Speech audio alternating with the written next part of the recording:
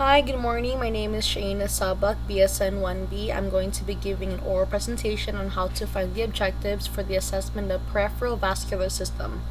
The first thing you want to do is you want to gather your equipment. You want to demonstrate courtesy by introducing yourself and explaining the procedure to the patient. After that, you want to do your hand hygiene and inform the patient that you have done your hand hygiene. After that, you want to ask the client to put a gown on and give the patient privacy. The first thing you want to do is you want to inspect the arms. You do that by inspecting the bilaterally for size, the presence of edema, or any venous patterns on the arms. You also want to inspect the arms for any skin color and lesions. You want to inspect it by using your fingertips for clubbing. For palpation, you want to use your finger. You want to palpate the hands like this, and arms for the temperature using your dorsal surface of your fingers. You want to palpate the capillary refill time like this, and you want to see. And then you want to palpate the radial, ulnar, and brachial pulses, the pulses on your arms and here. The next thing you want to do is that you want to palpate the epitrochlear lymph nodes behind the elbows. And then the 12th one is that you want to perform the Allen's test, wherein first thing you have to do is have the client rest the hand palms tied up on the examining table, and then make a fist. Have them make a fist.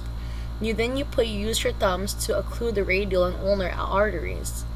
Then after that, you want to continue pressure to keep both arteries occluded, and have the client release the fist. After that, you want to note that the palm remains pale. Release the pressure on the ulnar artery and watch for the color to return to hand.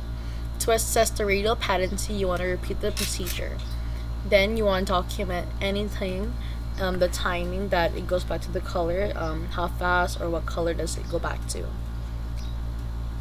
Now, for the legs, you want to inspect bilaterally for the skin color from the toes to the groin. After that, you want to inspect for the distribution of hair and the condition of the nails. Also, you want to inspect for lesions or ulcers or any types of things that are on the legs. If there's any lesions or any types of ulcers, you also want to check the size, the depth, the odor, the color, the pressure points, and all those types. Then you want to inspect for edema, any unilateral or bilateral. You want to check them on the calves, and then after that you want to measure the calf circumference. If the client has edema, you want to determine if it is pitting or non-pitting. You can scale it from 1 to a 4. And then after that you want to palpate the legs for the skin temperature like this. You want to check if it's cool, hot, warm. You want to use the dorsal surface of your hand. And then after that, you want to palpate the superficial inguinal lymph nodes while keeping the genitals straight. If it's detected, note the size, the mobility, or tenderness. The nodes, you should palpate them and inspect them if it's like big or small. And then you want to document anything that comes with it. Then after that, you want to palpate and osculate femoral pulses over artery. You want to listen for the bruits. Document what you find. And then after that, you want to palpate and osculate, the femoral, the popliteal, all the pulses. You just want to palpate them and see if they're beating, if you can feel if you just can feel them.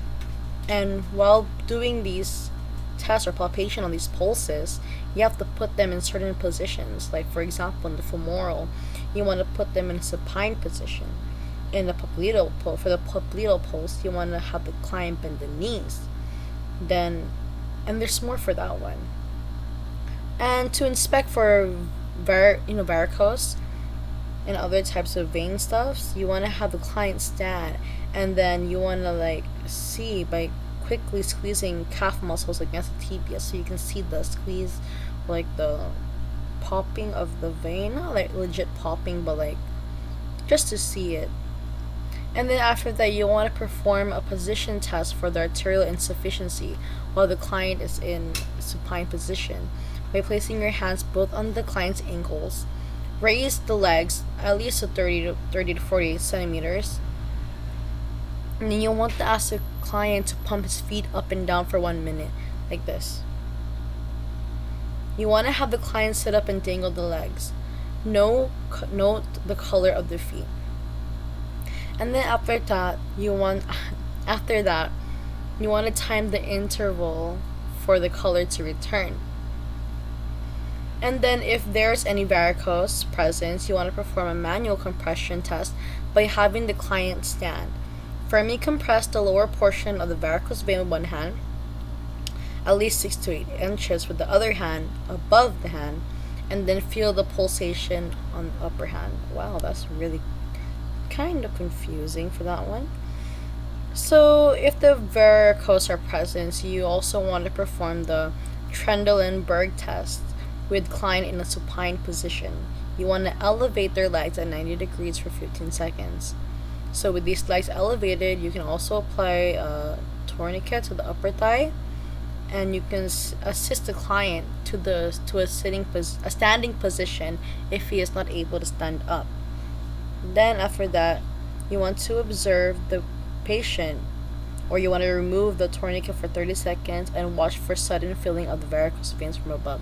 So usually you just want to see how the veins pop, or how the veins expand themselves, become more fat, full with blood, I mean. So that is all for the for this assessment. Thank you.